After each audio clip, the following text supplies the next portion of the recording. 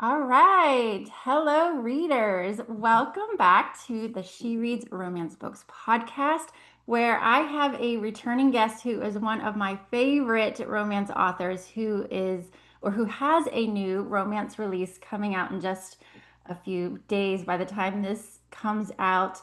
And I know it's going to land on the New York Times bestseller list. Here to talk about Blackthorn and her amazing ability to write the best books with the most amazing plot twists is JT Geissinger. So welcome, JT.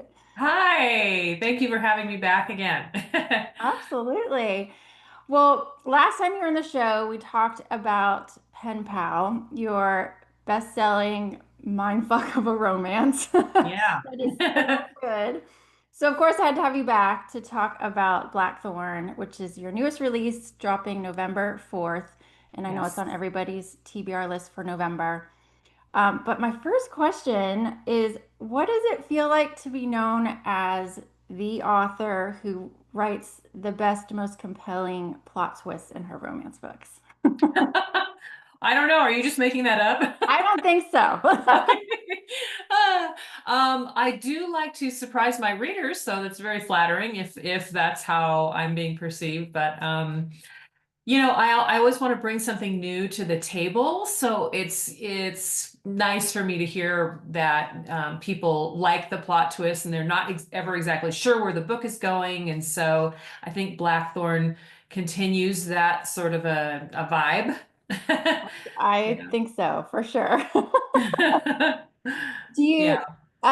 well, let's jump into Blackthorn then. So, can you get, for listeners who are just turning in and new to it, can you give us sort of a brief summary and tell us what is this book all about?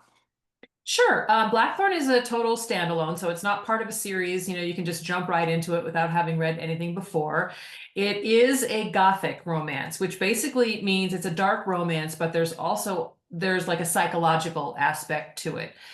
So it follows Maven Blackthorn and the Blackthorn women who live in a small New England town. And the town has always sort of, persecuted them. An ancestor many, many years ago was burned at the stake as being a witch. So they have this sort of outcast status within the town.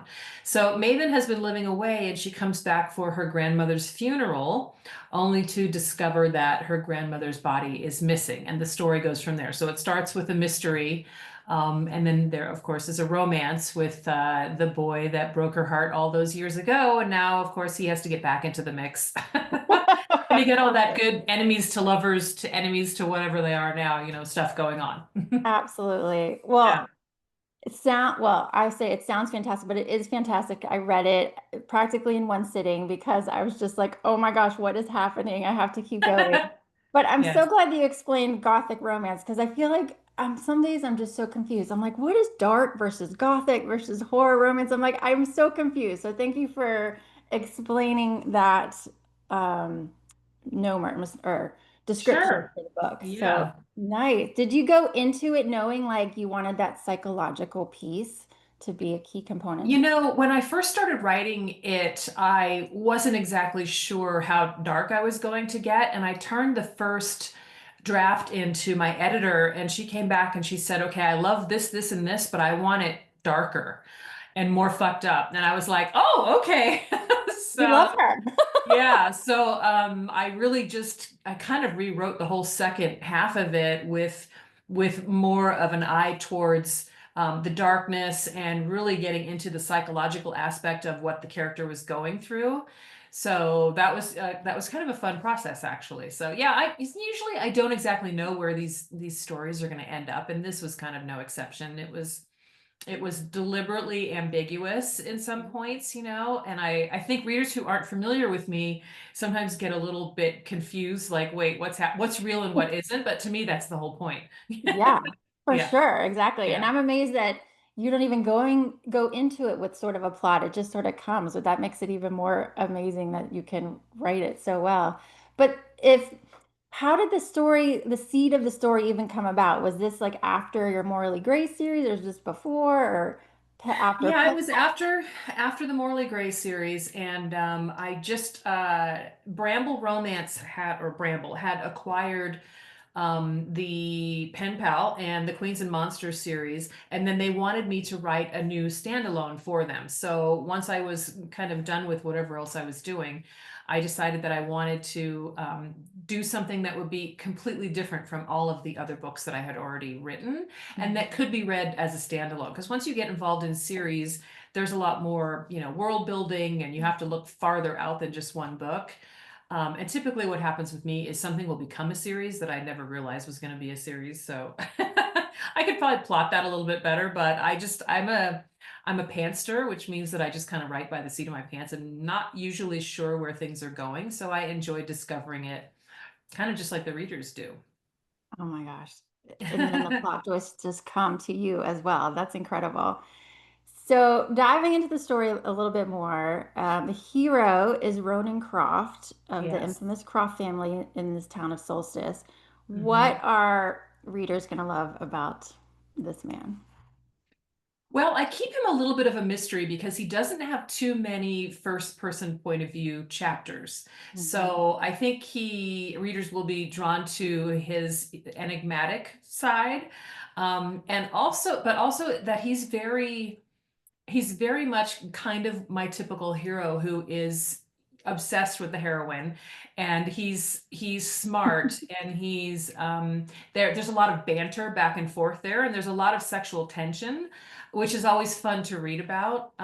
But he also has a lot of secrets, in his family, being the very wealthy family that they are in the pharmaceutical industry, you can't really tell if they're the good guys or the bad guys, which was deliberate too. So that's kind of fun to read about when you're never really sure if this guy, I mean, he's a villain, you know, he's a villain, but he's an anti-hero, but I think he kind of gets redeemed in the end. So yeah, I hope they love him. I think he's a great character. Everybody's gonna love him. And I think you took the words right out of my mouth because I felt like he was kind of this enigma at the beginning, but the Mhm. moment that he opens his mouth to spar with Maven, it was just on, and the fun Mhm. just kind of kept coming with Mhm. the Yeah. barbs and the lobbing back and forth. Was it really fun, like writing that dialogue back and forth and how they kept sparring with one another at the beginning?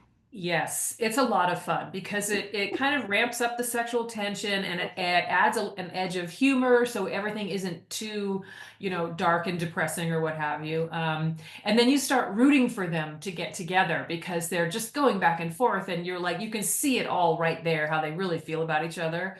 And he really likes to give it to her. He really likes to kind of needle her and get her going, and she gets all pissed off at him, which was a lot of fun. So watching that dynamic and writing about that was a blast. And I always like to take I never make it too easy for these poor characters. Yeah. So they're by the time they get together, they've been through the ringer.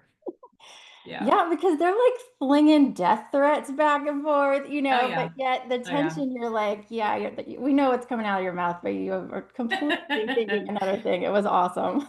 Yeah, I think for anybody who enjoyed Sloane and Declan in the Queens and Monsters series, it's that kind of a back and forth where, he gets on her last nerve, and she just, keeps giving it to him, and it was a lot of fun to write. Yeah. Well, and we mentioned earlier you just completed the Morally Gray series. Yep. So, and then he is now a new Morally Gray sort of anti-hero. What do you love most about writing these men? I mean, you probably already just said it, but compared to like writing a more upstanding hero. Yeah, I think the more And we books love I it as the write, the reader, more but these heroes are just they're all morally gray or morally charcoal, really, right? Because they can exist outside the law and outside normal society conventions, and hmm so it's fun to play with that because they have their own code of conduct, and really, to make one of these characters compelling, they can't be one dimensional. They have to have their backstory and the reasons why they are that they are. And usually characters like that, I think they start out because they could have at some point they could have become more of a hero, but they hmm chose the darker path. And so I just think that's really juicy to write about. And we love to love our bad boys, so yeah. I like to write about them. Yeah, for sure. Gosh. Was Yeah. there one nugget you had in mind that you're like, this is what's going to make him stand out compared to any other hero I've written? Or it's just he sort of comes to you as you write the story? and it progresses. Yeah, so at the beginning of the story, I usually just kind of know I have a sketch of what the plot is going to be. There's some conflict at the beginning, and I Okay. have to get to know the characters as I'm writing them. Hmm. So sometimes later on in the book, I'll go back and I'll add a little bit more to the beginning chapters once I know who these characters really are.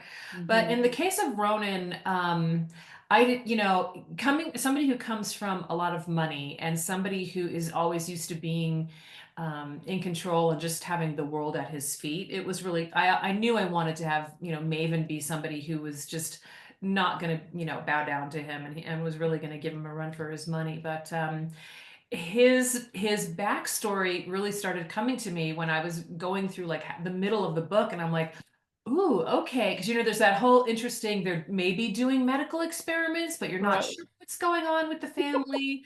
And so, yeah, that just his character arc and what may or may not be real about, what comes out about him. It was a lot of fun to write. And then some of those love scenes where he's in a certain aspect of his character, I'm just like, oh my God. And I told my husband about some of it, and he's like, what's wrong with you? I'm like, Has he no, it not just read a came book to yet? me. Oh, Jay, this is Yeah. the one you need to read. Yeah, no. Oh no. He just gives me this look like, oh my God. I'm like, yeah, it's in there. So we'll It see was what in people there. think. It was great. And people need to pick it up just to read those scenes. But I think one of Okay. my favorite parts of him, and this, I don't think this is a spoiler, was when he recounted all the times that they had Oh had sex yes. in the Yes. past. Like he Hmm. knew when, where, and I was just like, yeah, you're a He goner. remembered. Yeah, he hadn't let it go. And they have such sort of a complicated history together. Not only because of who her family is and who his family is, but other things that you start to find out about their actual relationship. It's very complicated. So all of Hmm. that gets thrown into the salad bowl and tossed around. So For it's sure. a hot mess, but it's fantastic. Well, we should then know that Maven, the heroine of the story, Hmm. she's feisty, man. I loved her in this story and loved hearing what she wanted to do to him. And like I said, half the time wanting to kill him. Yeah. But what do you think readers are going to love most about her? Well, I think she's relatable in that, she carries a grudge. She got her heart broken, and so she's carrying a grudge, and she's trying to raise her young daughter by herself, which is, not an easy thing to do. And then she has to come back to deal with her cuckoo family, which we all have these family members that just drive you up a wall. And then, this situation where her grandmother's body vanishes. So she's got all this stuff being thrown at her, the poor girl. I should have made her drink a lot more than she did, and that's because she was just like, "How do I handle all of this?" But yeah, she's just kind of your everyday girl, but she's got an interesting family and interesting things that happen in this town. So Oh my God. I feel like I had one perspective on her family, and I should have known better to just have that point of view because I'm like, this is a book JT wrote. Don't get so set in your ways. And I was yeah, don't get too comfortable, right? do I not know. get too comfortable. Oh my gosh. Well, and I like to make readers at the very end. I've seen some of the first reviews coming in, and a lot of people are just like, what the hell did I just read? So they're not sure what aspect of it was real or not, and I just love that. That's like my favorite thing. So I'm sure that's what you were going for because I even like was reading bits before we talked today, and I'm like, I still am not sure. Like I need to read yeah, again, like a third yeah, time. But yeah. um, It's deliberately obtuse, so oh my you have to God. decide for yourself what's real. And you took the words out of my mouth again earlier because I think so many of your readers who are big fans of Sloane, who you mentioned, they're hearing from Hmm. Carnal Urges, they, including myself, because I loved her, Hmm. anyone who loved Sloane is going to totally eat up Maven. Even like Raina is my favorite, Juliet, like all of those, because Yeah. you have this amazing, unique ability of writing these heroines that are so kick-ass and that you're just like, I want to be you. And Maven is Well, no thank different. you. Yeah, they always have to be smart. I don't like too stupid to live heroines who as you're reading it, you're going, but why are you doing that? Nobody would ever do that, right? So to me, it has to be realistic, Mhm. and they have to be smart, and they have to be funny. Those are kind of like my three things when I'm crafting a female character. There's a fine line though, because you don't want them to be so hardcore that they, readers just think she's mean, right? Yeah. So yeah, so you have that's when the romance comes in. You can see the softer side and see, all of her feelings that are underneath this tough exterior. So Mhm. yeah. And the reason behind why she is so like hating him at the moment, I was kind of glad that you didn't. Um, I mean, they were young, so I kind Yeah. of liked why the reason. I won't go into it, but that you didn't like let him off the hook with some like, oh well, because this happened. It was like, no, you were just a scared idiot, Yeah. like so that was Which is very kind of realistic, right? Yeah. yeah, exactly. Yeah. That Yeah. was a really good part of it. But um let's see, the tropes. So you probably don't think about tropes since you're just going along with the story too, but you weave so many fun ones into, or at least my favorites. Like you said, enemies to lovers, the whole revenge Mhm. aspect, forbidden romance, and then one of my favorites, the toucher or die trope. Are Yeah. those so do you have any in mind or you don't really care about tropes or you're just like, wow, at the end's like, look at all these goodies that I did incorporate it and this was just great fodder. I'm sort of aware of it as I'm writing, but tropes are a marketing tool Yeah. more than a writing tool, if that makes sense. So, I love to do enemies to lovers because there's just so much juicy tension there that you could build up in the story. So when you get to a point, there's just such an emotional payoff when they finally get together.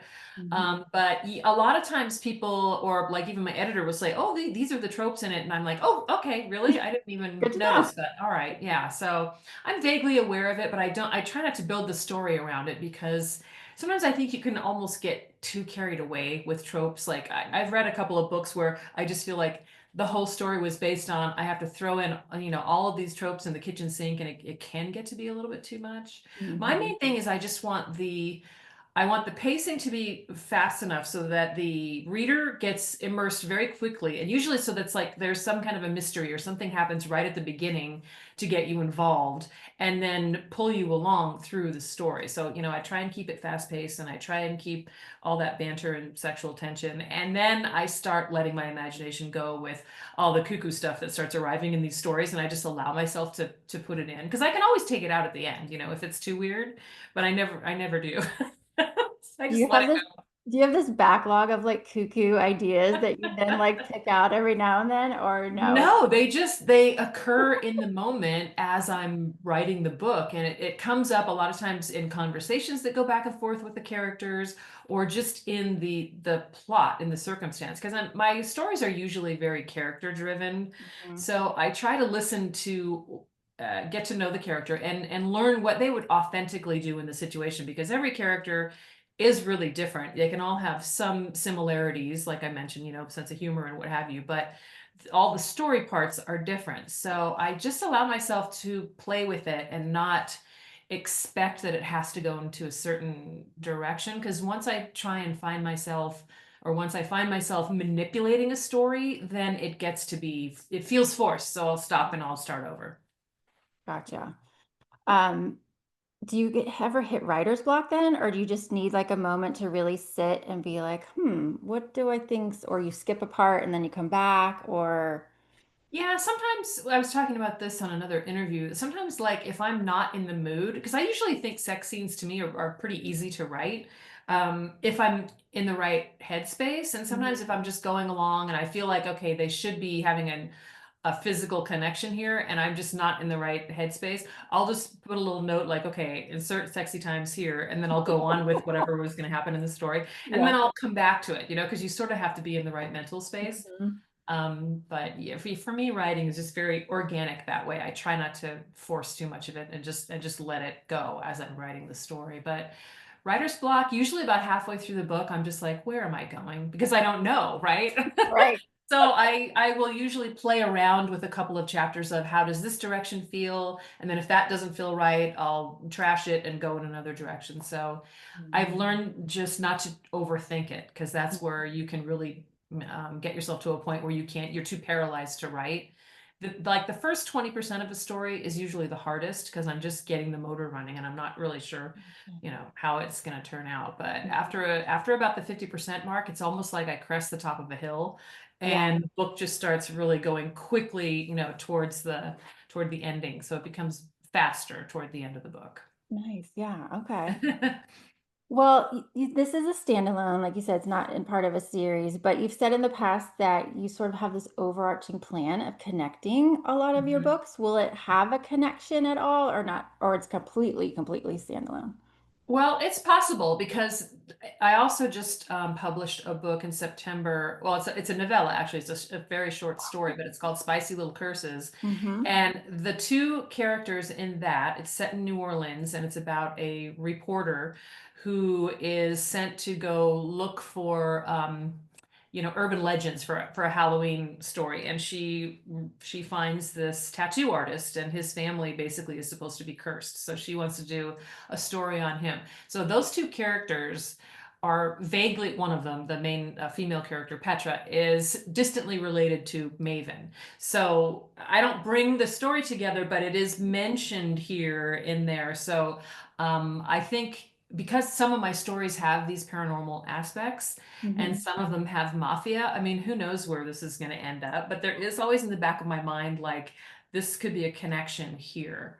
But again, because I'm not the kind of writer who plots out my entire next, 20 books, Mm-hmm. my Mafia books definitely, there's going to be some kind of a new series that will go in there. And then I like to have characters make little appearances and have cameos and come in and out. So yeah, I won't say yes, I won't say no, but That's possibly. I wasn't, yeah, because I wasn't sure. I'm like, did I miss any Easter eggs? I was so focused on the story, but I'm like, I have Yeah. to go back and see. But yeah. Well, Scared Sexy, I loved your novella. I read it in that series. How did that come about? We'll take a Yeah, quick isn't that funny? tangent there. So my first 16 books that I published were with Montlake Romance. And then after that, I decided I was going to do indie publishing, which I did for like another 15 books or something, which I loved.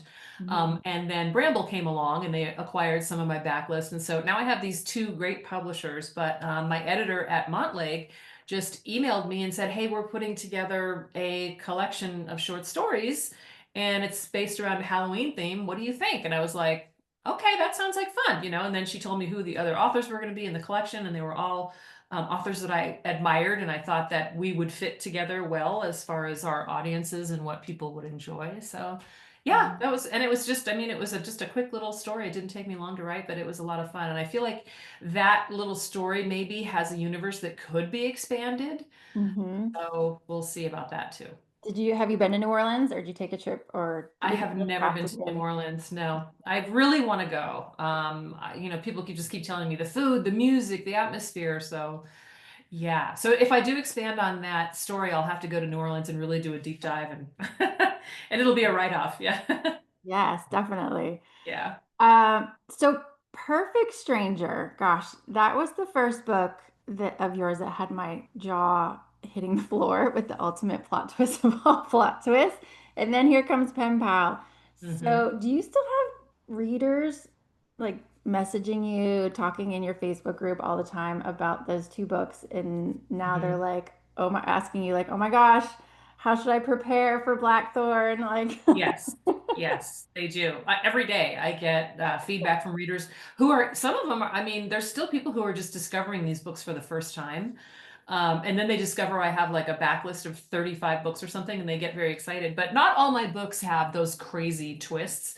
Usually my series books, have some kind of twist, but not like my standalones, which are very whiplash inducing. But yeah, those two books I'm I'm kind of famous for.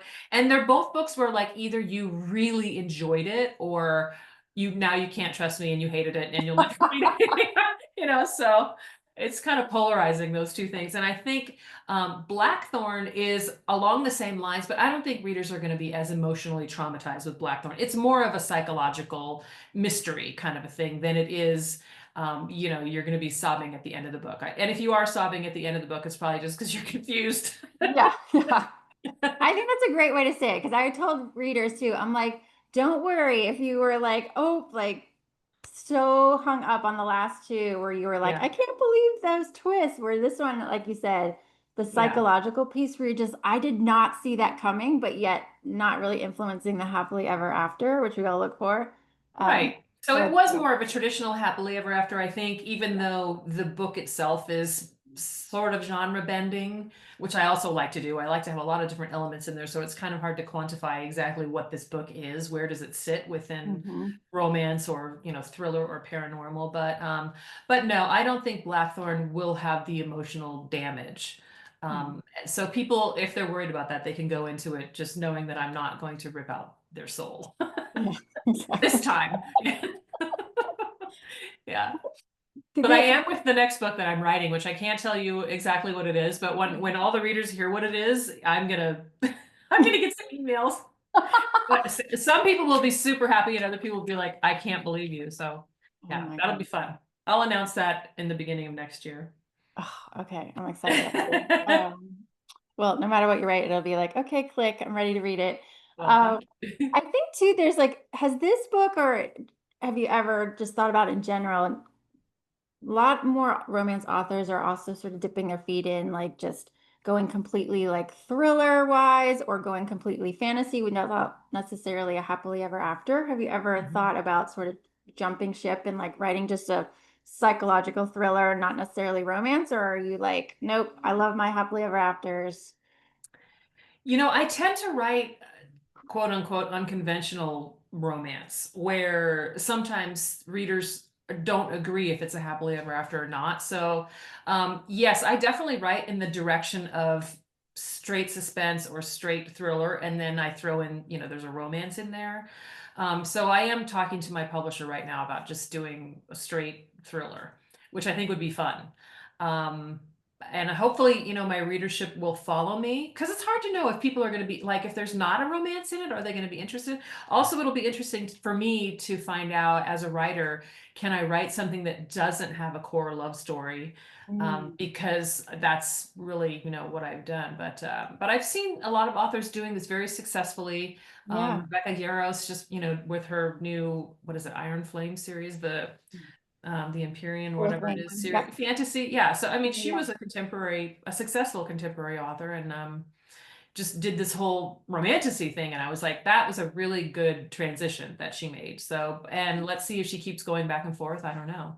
But it's Mhm. nice to be able to play with that. And I think because I write the way that I do, and there's sort of genre blending that I think I would be able to have some crossover there. So yeah, definitely I'm interested in that. But I don't think I would ever completely walk away from romance because it's really satisfying for readers, I think, when they get that great happily ever after, the emotional catharsis after you go through all this trauma, well, at least with my books.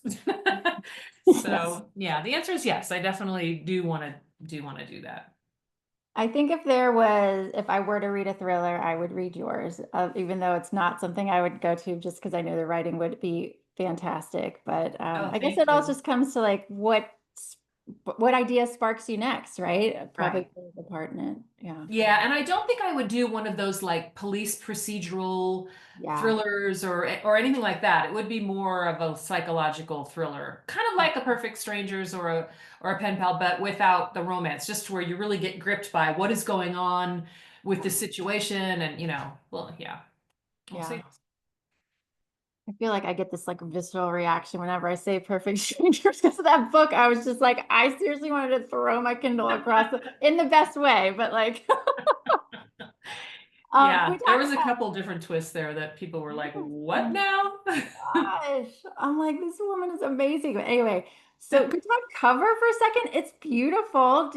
I don't know much about the publishing side from that angle. Did you have a say, not a say? Did they just be like, here it is? But it's pretty cool. On Blackthorn? Hmm. Yes, I was very involved. In fact, my editor and the whole publishing team are basically like, how do you want this to look? Because I think they just wanted me to be very happy. Maybe because they know I'm particular, but either which way, it was very a team effort. And so originally we started with the idea of maybe having that raven that's on the front be like metal. So it was like almost like an metal engraving thing Okay. of a raven. But I thought that ended up making it almost look too much more like a fantasy or almost like a Game of Mhm. Thrones feeling than, Yeah. you know, because I still wanted to keep that romance aspect there. But yeah, they were really great with allowing me to do whatever I want, and even like the font and all of that stuff. We just went back and forth, which is really nice because a lot of times publishers don't really allow that. They just have their vision and it's based on marketing. So for me, it was like I just want the cover to be pretty and I want it to have something to do with what's in the book and Hmm. make it be visually stunning. Like you look at you go, oh, what's that about? So Yeah, yeah, for sure. Well, yeah, I'm they were glad to great. hear that because I mean, it's your baby. And, sorry, a cover really does, come into It play, I does. think, when people want to buy it. So I'm glad that you had to say that's awesome. Um, Yeah, they're really great. I'm very fortunate. and did I hear that you also had a playlist for Blackthorn on Spotify? Was there a I do. I particular do have a playlist for it, and I keep fiddling around with it as I song? hear more songs that I'm like, oh, that's perfect. Yeah, so there's a playlist on Spotify.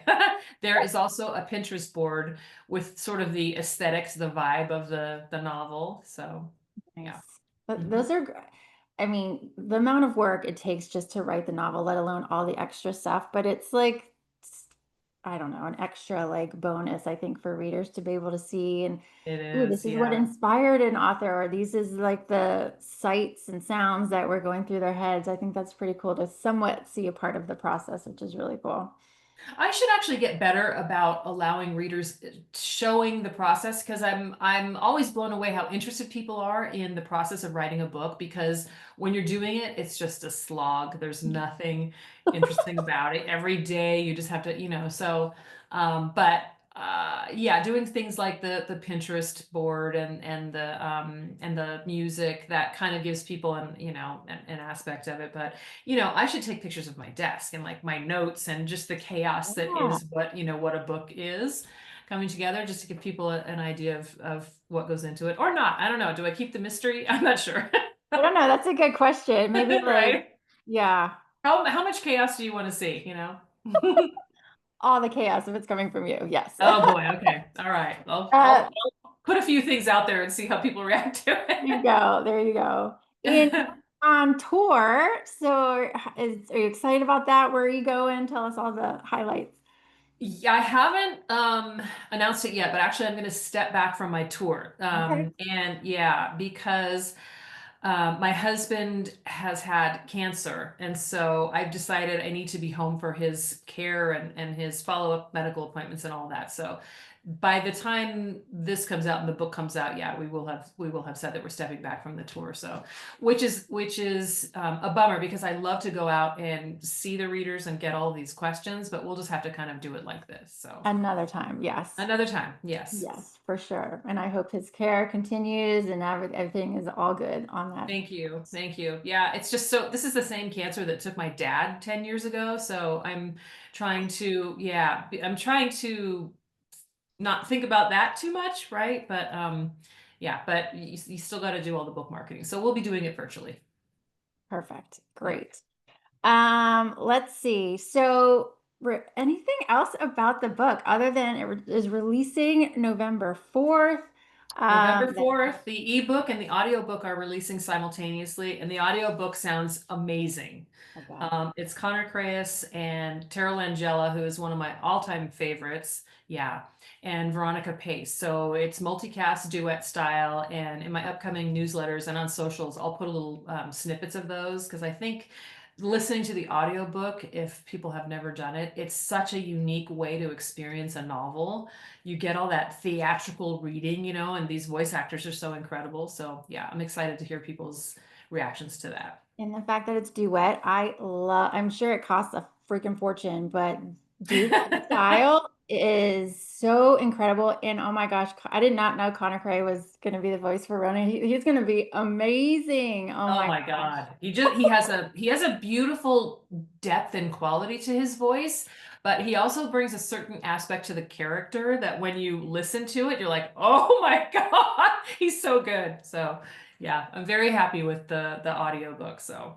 You're going to And be then, able to. yeah, so there's a hardcover edition through Walmart that Okay. has all the goodies on the inside. It has the map and the illustrated end papers, and the dust jacket and what have you. But the cover's a little bit different, so people can kind of choose between the cover that's sold at Barnes and Noble and other retail venues, and then that one. And we'll have signed copies available for purchase too of the hardcover. And then the paperback will come out probably a year after. I think the publisher likes to do that if they're doing a hardcover release first. Nice. And Yeah. then, not to jump ahead, but you said you are working on something else. So next year Yeah. we'll be getting another book from you to look forward to. Awesome. Yes, I Yay. can't wait. I can't wait to put that out there and have people lose their minds. Well, where can people find you online so that they'll see that message and then lose their minds accordingly? Okay. Well, my website is just jtgeisinger.com, and I'm all over the internet as JT Geissinger. So Instagram is JT Geissinger author. My Facebook is JT Geissinger. I do have a Facebook readers group, Geisinger's Gang, which is really fun because there's a lot of inside, information and snippets and stuff, and I interact with my readers in that group. So, and I'm also on TikTok as JT Geissinger. As if you didn't have enough things to do getting a book out, you're on social everywhere. It's just part of this whole crazy, roller coaster that is being an author. There's a lot of hats that you wear, but I love it. It's fun. Well, we appreciate you. We appreciate all of your incredible stories. Blackthorn was incredible. Everybody grab it November 4th. You're going to love it. Thank you, JT, for Yay. your time. Excited to see what comes next, too. Thank you for having me on again. Yeah, and we'll do this again when my next big announcement comes out and you'll be screaming. Oh, perfect. And then I'll have Okay. my book club. That would be exciting. Yep, we'll do it. Awesome. Okay.